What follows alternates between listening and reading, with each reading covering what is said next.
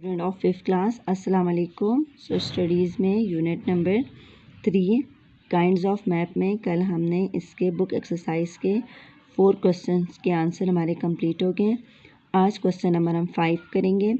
Question है कि what types of map is use to locate your school and house. जी student, बहुत easy question है। ठीक है, इसका आंसर आप लिखेंगे। जी स्टूडेंट, आपने क्वेश्चन में थोड़ा सा अल्ट्रेशन करनी है। ठीक है, आपने क्या करना है कि वर्ड टाइप्स को काट के वर्ड टाइप्स ऑफ द काट के इसकी जगह आप लिखेंगे road, ROAD। Road map is use to locate our school and house.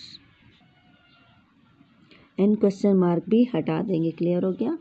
Word types of को काट के आपने लिखेंगे road map is use to locate our school and house.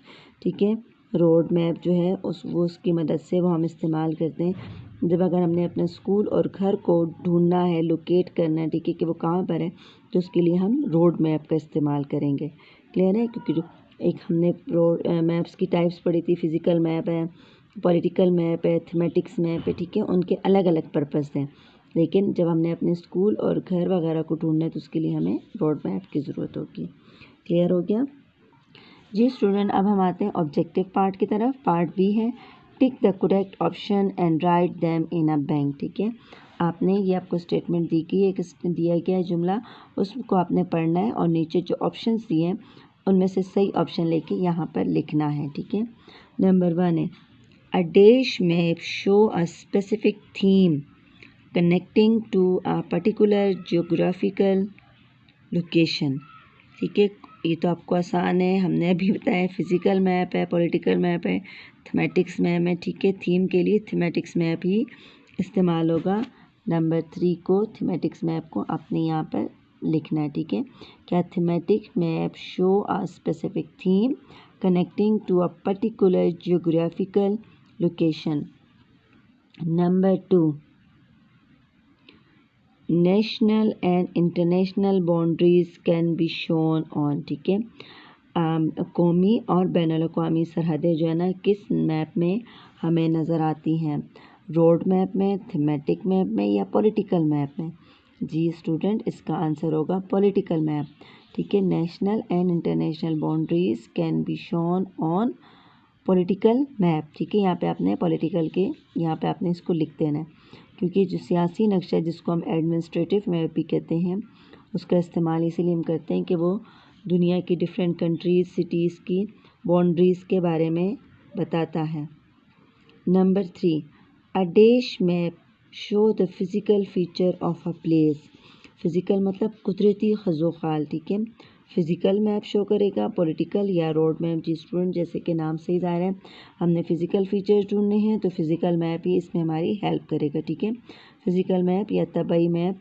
ठीक है, ठीक है, वो हमारे पास यहाँ पे हम a physical map show the physical feature of the place. किसी मकाम पर जो फिज़िकल फीचर्स होते हैं, फिज़िकल फीचर्स क्या होते हैं, ठीक है, जैसे कि माउंटेन्स हैं, हिल्स हैं, रिवर है, सी, ओशियन, डेजर्ट्स। ठीक है, या वैलीज़ वगैरह, ये सारी किसी भी प्लेस के फिज़िकल फीचर्स होते हैं।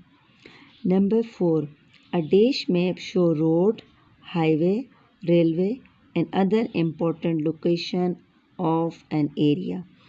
जी, अ डैश मैप कौन सा मैप हमें दिखाएगा, रोड, सड़कें, हाईवे, रेलवे और दूसरी जो इम्पोर्टेंट लोकेशन होती है, अहम मकामात होते हैं किसी इलाके के।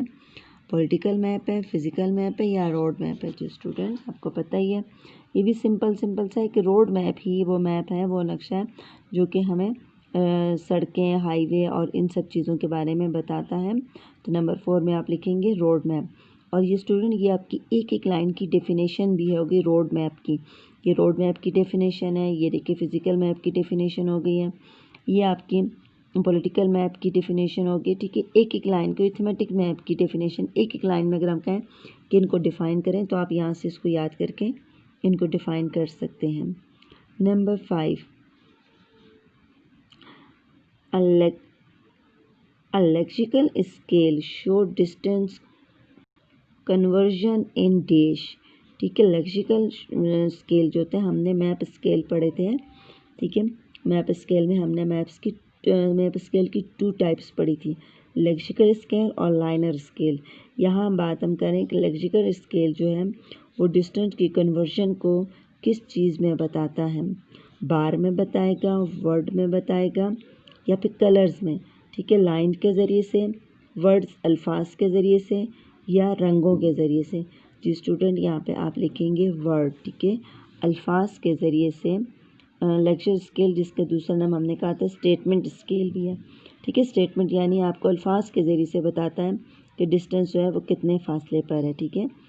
उसका उसमें क्या जो उसका डिस्टेंस है उसके और ग्राउंड डिस्टेंस में कितना रेशो है वो हमें अल्फाज में बताता है। क्लियर हो गया हमारा, ठीक है। पार्ट बी का 1, 2, 3, 4, 5 इसके ऑप्शन थे। क्लियर हो गया स्टूडेंट ये आपका होमवर्क भी, आपने ये दोनों क्वेश्चन नंबर 5 और बी पार्ट का क्वेश्चन नंबर 1 जो है आपने याद करना है। क्लियर हो गया। कल हम इंशाल्लाह ऑब्जेक्टिव का इसका नेक्स्ट हिस्सा करेंगे।